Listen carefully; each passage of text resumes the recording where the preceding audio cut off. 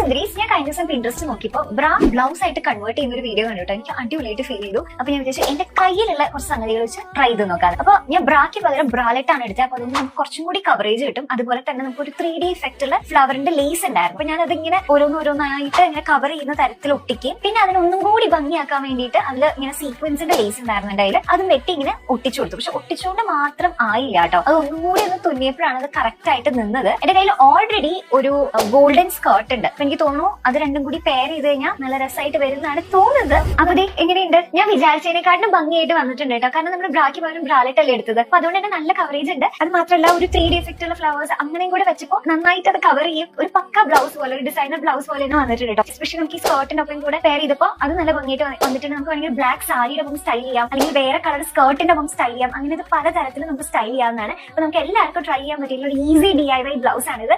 എന്തായാലും ട്രൈ ചെയ്ത് നോക്കിയിട്ട് എന്താണ് അഭിപ്രായം എന്നുള്ളത് എന്തായാലും കമന്റ് സെക്ഷനിൽ കമന്റ് ചെയ്യാം കേട്ടോ.